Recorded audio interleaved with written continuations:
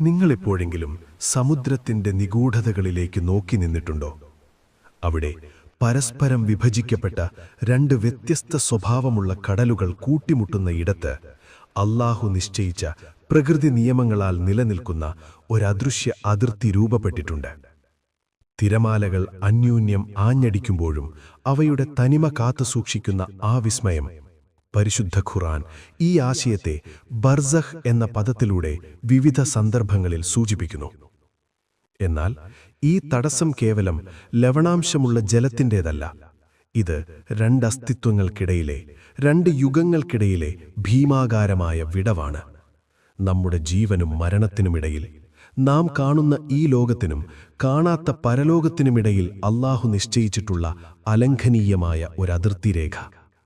നമ്മുടെ ഭൗതിക നേത്രങ്ങൾക്ക് കാണാൻ കഴിയാത്ത വിധം അടുത്താണ് ആ ലോകമെന്ന് നിങ്ങൾക്കറിയാമോ? നാം ഇന്ന് ശ്വസിക്കുന്ന വായുവിൻ്റെ ഓരോ തന്മാത്രയ്ക്കുമപ്പുറത്ത് നമ്മുടെ വിരൽത്തുമ്പുകൾക്ക് തൊട്ടുരുമി മറ്റൊരു യാഥാർത്ഥ്യം സ്പന്ദിക്കുന്നുണ്ട്. മരണശേഷം ഉയർത്തെഴുന്നേൽപ്പിൻ്റെ നാൾ വരെ ആത്മാക്കൾ താവളമടയ്ക്കുന്ന ആ രഹസ്യലോകത്തേക്ക് നമുക്കിന്ന് ഇറങ്ങിച്ചെല്ലാം. ഇതൊരവസാനമല്ല, മറിച്ച് മൗനമായ ശവക്കെല്ലറയ്ക്കുള്ളിൽ തുടങ്ങുന്ന അനന്തതയിലേക്കുള്ള മഹാമാറ്റമാണ്. ഭൗതികവാദികൾക്കിന്നും അജ്ഞാതമായ, എന്നാൽ ആത്മീയതയുടെ വെളിച്ചത്തിൽ മാത്രം ദൃശ്യമാകുന്ന ബർസഖിന്റെ ആഴങ്ങളിലേക്ക് നമുക്കൊന്നിച്ച് സഞ്ചരിക്കാം.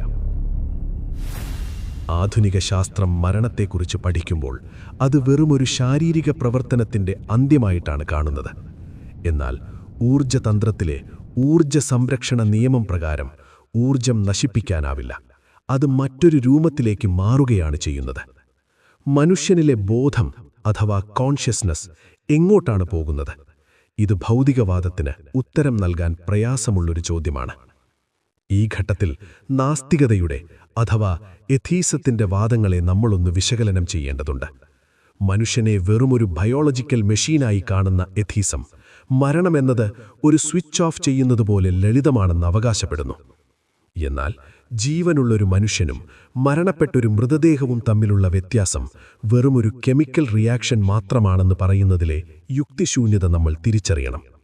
പ്രപഞ്ചത്തിലെ ഇത്രയും സൂക്ഷ്മമായ ക്രമീകരണങ്ങൾ വെറുമൊരു ആക്സിഡന്റാണെന്ന് വിശ്വസിക്കുന്നതിനേക്കാൾ വലിയൊരു അന്ധവിശ്വാസം വേറെയുണ്ടോ? ബോധമെന്ന പ്രതിഭാസം എവിടെ നിന്ന് വരുന്നുവെന്നതിന് കൃത്യമായ ഉത്തരം നൽകാൻ കഴിയാത്ത നിരീശ്വരവാദം, മരണശേഷം ഒന്നും സംഭവിക്കില്ല എന്ന് പറയുന്നത് കേവലമൊരു നിഗമനം മാത്രമാണ്, വസ്തുതയല്ല. ബുദ്ധിയുള്ള ഒരാൾക്ക് പ്രപഞ്ചത്തിലെ ഈ അത്ഭുതങ്ങളെ തള്ളിക്കളഞ്ഞുകൊണ്ട് മരണാനന്തര ജീവിതം ഇല്ലെന്ന് പറയാൻ കഴിയില്ല. നമ്മുടെ മുൻപത്തെ വീഡിയോയിൽ ആത്മാക്കൾ ഒരുമിച്ചുകൂടിയ ആലമുൽ അർവാഹിനെക്കുറിച്ച് നമ്മൾ വിശദമായി കണ്ടു. അവിടെ നിന്ന് തുടങ്ങിയ നമ്മുടെ ഈ മഹായാത്ര 5 പ്രധാന ഘട്ടങ്ങളിലൂടെയാണ് കടന്നുപോകുന്നത്. ആ 5 ജീവിതങ്ങൾ ഇവയാണ്. ആലമുൽ അർവാഹ്, നമ്മൾ ജനിക്കുന്നതിനു മുൻപ് ആത്മാക്കൾ മാത്രമായി കഴിഞ്ഞിരുന്ന ലോകം. ആലമുൽ ദുനിയ, നമ്മളിപ്പോൾ ജീവിച്ചുകൊണ്ടിരിക്കുന്ന ഈ ഭൗതിക ലോകം. ആലമുൽ ബർസഖ്, മരണശേഷം ഉയർത്തെഴുന്നേൽപ്പ് വരെ ആത്മാക്കൾ കഴിയുന്ന ഇടനില ലോകം. ഇതാണ് നമ്മൾ ഇന്ന് ചർച്ച ചെയ്യുന്ന വിഷയം. ആലമുൽ ഹഷർ, വിചാരണയ്ക്കായി എല്ലാവരും ഉയർത്തെഴുന്നേൽപ്പിക്കപ്പെടുന്ന ഘട്ടം. അൽ ആഖിറ, സ്വർഗമോ നരകമോ ആയ നമ്മുടെ ശാശ്വതമായ ലക്ഷ്യസ്ഥാനം. ഈ 5 ഘട്ടങ്ങളിൽ നിഗൂഢവും ദൈർഘ്യമേറിയതുമായ ബർസഖി ജീവിതത്തെ നമുക്കടുത്തറിയാം. മരണം ഒരു നിമിഷത്തെ പ്രതിഭാസമല്ല, അതൊരു നീണ്ട യാത്രയുടെ തുടക്കമാണ്. സക്കറാത്ത് എന്ന മരണവേളയിലെ വേദന ജീവനുള്ള തൊലി ശരീരത്തിൽ നിന്ന് വലിച്ചെടുക്കുന്നതുപോലെ തീവ്രമാണ്. ഓരോ ഞരമ്പും ഓരോ കോശവും ആ വേർപിരിയൽ അറിയുന്നു. ശാസ്ത്രീയമായി പറഞ്ഞാൽ മസ്തിഷ്കം അതിൻ്റെ അവസാനത്തെ ഊർജ്ജവും പ്രവഹിപ്പിക്കുന്ന ഒരു ഘട്ടമാണിത്. എന്നാൽ ഒരു വിശ്വാസിക്ക് ഈ വേദന മലക്കുകളുടെ സാന്നിധ്യത്താൽ മനോഹരമായൊരു കാത്തിരിപ്പായി മാറുന്നു. വെളുത്ത വസ്ത്രധാരികളായ മാലാഖമാർ സ്വർഗത്തിലെ സുഗന്ധവുമായാണവരെ പൊതിയുന്നത്. സൂര്യപ്രകാശം പോലെ തിളങ്ങുന്ന മുഖങ്ങളായിരിക്കും അവർക്ക്. അവർ സ്വർഗത്തിലെ പട്ടുതുണികളുമായാണ് വരുന്നത്. എന്നാൽ ദുഷ്ടനായ ഒരാൾക്ക് കറുത്ത മുഖങ്ങളുള്ള മലക്കുകൾ നരകത്തിന്റെ പരുക്കൻ കമ്പിളി വസ്ത്രങ്ങളുമായാണ് വരുന്നത്. ന്യൂറോ സയൻസും ബോധവും. മസ്തിഷ്കപ്രവർത്തനം നിലച്ചാലും ബോധം, കോൺഷ്യസ്നസ് നിലനിൽക്കുമോ എന്നതിനെക്കുറിച്ച് ശാസ്ത്രലോകത്ത് വലിയ ചർച്ചകൾ നടക്കുന്നുണ്ട്. നിയർ ഡെത്ത് എക്സ്പീരിയൻസസ് അനുഭവിച്ചവർ വിവരിക്കുന്ന പല കാര്യങ്ങളും, ഉദാഹരണത്തിന് ഒരു തുരങ്കത്തിലൂടെ സഞ്ചരിക്കുന്നതുപോലെ തോന്നുകയോ പ്രകാശം കാണുകയോ ചെയ്യുന്നത്, ബർസഖിന്റെ പടിവാതിലിൽ ആത്മാവ് കാണുന്ന ദൃശ്യങ്ങളുമായി സാമ്യമുള്ളവയാണ്. മലക്കുകളുടെ സംഭാഷണം. മലക്കുൽ മൗത്ത് ആത്മാവിനോട് നേരിട്ട് സംസാരിക്കുന്നു.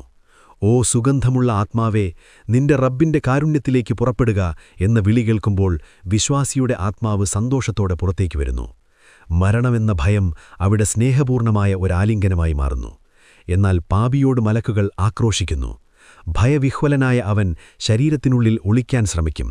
മലക്കുകൾ മുഖത്തും മുതുകിലും അടിച്ചുകൊണ്ടാണ് ആത്മാവിനെ പുറത്തെടുക്കുന്നത്. ഈ പ്രക്രിയയിൽ ആത്മാവ് അനുഭവിക്കുന്ന ആത്മസംഘർഷം വിവരണാതീതമാണ്. ആത്മാവിനെ മാലാഖമാർ ഒന്നാം ആകാശത്തേക്കുയർത്തുന്നു.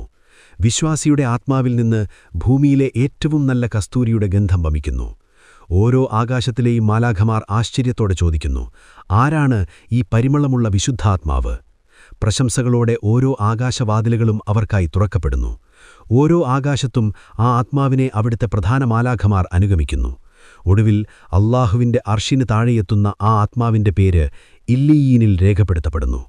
ലോകത്തിലെ ഏറ്റവും മോശമായ ദുർഗന്ധം വമിക്കുന്ന പാപിയുടെ ആത്മാവിനായി ആകാശവാതിലുകൾ കൊട്ടിയടയ്ക്കപ്പെടുന്നു. ഖുർആൻ പറയുന്നതുപോലെ, ഒട്ടകം സൂചിക്കുഴയിലൂടെ കടന്നുപോകുന്നതുവരെ അവർ സ്വർഗ്ഗത്തിൽ പ്രവേശിക്കുകയുമില്ല. അവരുടെ ആത്മാവ് ആകാശത്തുനിന്ന് താഴേക്കെറിയപ്പെടുന്നു. ഇത് കേവലം വീഴ്ചയല്ല, മറിച്ച് പ്രപഞ്ചത്തിലെ സർവ്വസൃഷ്ടികളും അവനെ തള്ളിക്കളയുന്ന നിമിഷമാണ്. അത് നേരെ സിജ്ജീനിൽ തളയ്ക്കപ്പെടുന്നു. എല്ലാ മനുഷ്യരെയും ഖബർ ഒന്നെടുക്കും. സദ്വൃത്തർക്ക് അതൊരു മാതാവ് കുഞ്ഞിനെ സ്നേഹത്തോടെ ചേർത്തു പിടിക്കുന്നതുപോലെയുള്ള ലാളനയാണെങ്കിൽ, പാപികൾക്ക് അത് കഠിനമായ മർദ്ദനമായിരിക്കും. ഇതിൽ നിന്ന് ആർക്കും രക്ഷയില്ല. ഭൂമിയിലെ ജീവിതത്തിൽ അല്ലാഹുവോട് കാണിച്ച അഹങ്കാരമാണ് ഈ മർദ്ദനത്തിന്റെ ആക്കം കൂട്ടുന്നതെന്നതിൽ തർക്കമില്ല. പ്രവാചകന്റെ ഉറ്റ അനുചരനായിരുന്ന സഅദ് ബിൻ മുആദ് റളിയല്ലാഹു അൻഹു പോലും ഈ ഇടുക്കം അനുഭവിച്ചിട്ടുണ്ട്. മനുഷ്യരൂപമല്ലാത്ത ഭയപ്പെടുത്തുന്ന രൂപത്തിലുള്ള മലക്കുകൾ. അവരുടെ ശരീരം കറുത്തതും കണ്ണുകൾ നീലനിറമുള്ളതുമാണ്. അവർ മരിച്ചയാളെ എഴുന്നേൽപ്പിച്ചിരുത്തുന്നു. നിന്റെ റബ്ബാര്, നിന്റെ ദീനേത്, നിന്റെ പ്രവാചകനാര് എന്ന വിധിനിർണായകമായ ചോദ്യങ്ങൾ അവിടെ ഉയരുന്നു. ഈ ചോദ്യങ്ങൾ കേവലം ഓർമ്മശക്തിയെ ആശ്രയിച്ചുള്ളതല്ല. ഹൃദയത്തിൽ ഈ വിശ്വാസം ആഴ്ന്നിറങ്ങിയവർക്ക് മാത്രമേ ആ നിമിഷം ഉത്തരം നൽകാൻ സാധിക്കൂ. മറ്റുള്ളവർ ഹാ ഹാ എനിക്കറിയില്ല എന്നു പറഞ്ഞ് വിലപിക്കും. ഈ ചോദ്യങ്ങൾ ഓരോന്നും ജീവിതത്തിലെ ഓരോ നിലപാടുകളുടെയും പരിശോധനയാണ്. പണം കൊണ്ടോ സ്വാധീനം കൊണ്ടോ ഈ വിചാരണയെ മറികടക്കാനാവില്ല.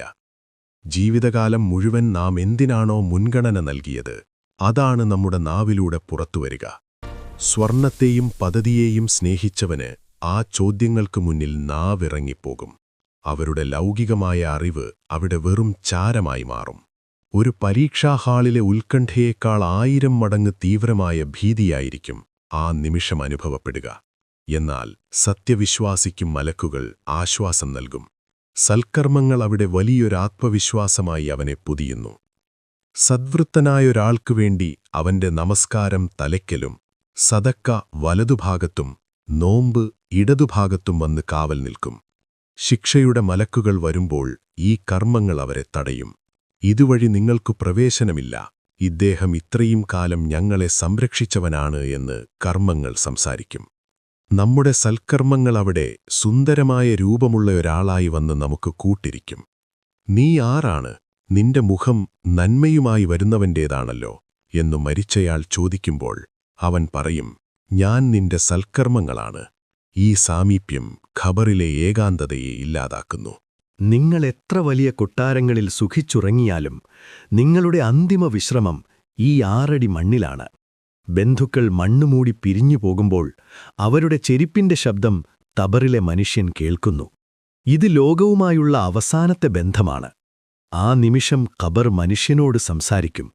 നീ എന്റെ മുകളിൽ സുഖിച്ചു നടക്കുമ്പോൾ നന്ദിയില്ലാത്തവനായിരുന്നു. ഇന്ന് നീ എന്റെ ഉള്ളിലാണ്. ഞാൻ നിന്നെ എങ്ങനെ സ്വീകരിക്കുമെന്ന് നോക്കൂ. ഖബറിന്റെ ഇരുട്ട് പതുക്കെ നിങ്ങളെ പൊതിയുന്നു. ഇതൊരു വെറുമൊരു മണ്ണറയല്ല, മറിച്ചു മറ്റൊരു പ്രപഞ്ചത്തിലേക്കുള്ള കവാടമാണ്. ഖബർ ഒരു ജീവനുള്ള പ്രതിഭാസമായി അവിടെ മാറുന്നു. ബർസഖിലെ ശിക്ഷ കേവലമൊരു സങ്കല്പമല്ല, അത് ശരീരവും ആത്മാവും ഒരേപോലെ അനുഭവിക്കുന്ന യാഥാർത്ഥ്യമാണ്. ശരീരത്തിന് മണ്ണ് തിന്നാൻ കഴിഞ്ഞേക്കാം, പക്ഷേ ബോധം ശരീരവുമായി ബന്ധിക്കപ്പെട്ടിരിക്കുന്നു. നരകത്തിന്റെ കഠിനമായ ചൂടനുഭവിക്കുന്നവരും സ്വർഗ്ഗത്തിലെ കുളിർമ ആസ്വദിക്കുന്നവരും ഒരേ ഭൂമിയിൽ ഒരടി അകലത്തിൽ കിടക്കുന്നുണ്ടാവാം. പ്രവാചകൻ തന്റെ മെഅറാജ് യാത്രയിൽ കണ്ട ബർസഖ് കാഴ്ചകൾ നടുങ്ങുന്നതാണ്. ഓരോ വേദനയും അവിടെ പുതിയതാണ്. മരണമൊരവസാനമല്ല, ഒരു വിടുതലാണ്. ബർസഖിൽ ആത്മാക്കൾക്ക് അവരുടേതായ വലിയൊരു ലോകമുണ്ട്. അവർ അന്യോന്യം കാണുകയും സംസാരിക്കുകയും ചെയ്യുന്നു. സദ്വൃത്തരായ ആത്മാക്കൾ പച്ചപ്പക്ഷികളുടെ രൂപത്തിൽ സ്വർഗ്ഗത്തിലെ മരങ്ങളിൽ വസിക്കുന്നുവെന്നും അല്ലാഹുവിന്റെ അർശിന് താഴെയുള്ള വിളക്കുകളിൽ വിശ്രമിക്കുന്നുവെന്നും ഹദീസുകൾ പറയുന്നു.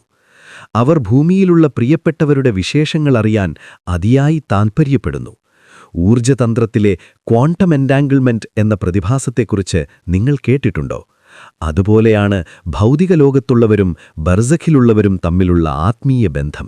ഭൂമിയിൽ നിന്ന് പുതുതായി ഒരാൾ മരിച്ച് ബർസഖിലെത്തുമ്പോൾ അവിടെയുള്ള ആത്മാക്കൾ അവനെ ചുറ്റും കൂടി വിശേഷങ്ങൾ തിരക്കും. ഒരു ദീർഘയാത്ര കഴിഞ്ഞുവരുന്ന പ്രിയപ്പെട്ടവനെ സ്വാഗതം ചെയ്യുന്നതുപോലെയാണത്. ഭൂമിയിലെ എന്റെ വീട്ടുകാർക്കെങ്ങനെയുണ്ട്? ഫലാനി വിവാഹം കഴിച്ചോ? ആ പഴയ പള്ളി ഇപ്പോഴുമുണ്ടോ എന്നൊക്കെ അവർ ചോദിക്കും. മരിച്ചുപോയ മാതാപിതാക്കൾ മക്കളെ അവിടെ വെച്ച് കണ്ടുമുട്ടുന്നു. നിങ്ങളുടെ മാതാപിതാക്കളുടെ കബറിനരികെ നിങ്ങൾ ചെല്ലുമ്പോൾ അവർ നിങ്ങളെ തിരിച്ചറിയുന്നു. നിങ്ങളുടെ സലാം അവർ മടക്കുന്നു. അവർക്കുവേണ്ടി നിങ്ങൾ ചെയ്യുന്ന ഓരോ സത്കർമ്മങ്ങളും ഒരു പ്രകാശമായി മാലാഖമാർ അവരുടെ കബറുകളിലേക്ക് എത്തിക്കുന്നു. അത് കാണുമ്പോൾ അവർക്ക് ലഭിക്കുന്ന സന്തോഷം ഭൂമിയിലെ ഏതൊരു സമ്പാദ്യത്തെക്കാളും വലുതാണ്. ഇതെന്റെ മകൻ എനിക്കുവേണ്ടി ചെയ്ത പ്രാർത്ഥനയാണ് എന്നവർ അഭിമാനത്തോടെ പറയും. പ്രാർത്ഥനകൾ അവിടെ ഊർജ്ജമായി മാറുന്നു. ജീവിച്ചിരിക്കുന്നവരും മരിച്ചവരും തമ്മിലുള്ള ഒരു പ്രധാന വിനിമയം സ്വപ്നങ്ങളിലൂടെയാണ്. ആത്മാക്കൾക്ക് അല്ലാഹു നൽകുന്ന അനുവാദമനുസരിച്ച് അവർ സ്വപ്നത്തിൽ വന്ന് സന്ദേശങ്ങൾ നൽകുന്നു. ഇതുമായി ബന്ധപ്പെട്ട കൂടുതൽ വിവരങ്ങൾ അറിയാൻ നിങ്ങൾക്ക് മുകളിൽ വലതുവശത്ത് ക്ലിക്ക് ചെയ്ത് ആ വീഡിയോ കാണാവുന്നതാണ്. പാപികളുടെ ആത്മാക്കൾ ശിക്ഷയിൽ ബന്ധിതരായതിനാൽ അവർക്ക് ഇത്തരം സ്വാതന്ത്ര്യങ്ങൾ ലഭിക്കാറില്ല. സത്യസന്ധമായ സ്വപ്നങ്ങൾ പ്രവചനത്തിന്റെ ഭാഗമാണെന്ന് പ്രവാചകൻ പഠിപ്പിച്ചിട്ടുണ്ട്. പലപ്പോഴും മരിച്ചവർ വന്ന് നമ്മുടെ തെറ്റുകൾ തിരുത്താനോ അല്ലെങ്കിൽ ഭാവിയിലെ ആപത്തുകളെക്കുറിച്ച് മുന്നറിയിപ്പ് നൽകാനോ ശ്രമിക്കാറുണ്ട്.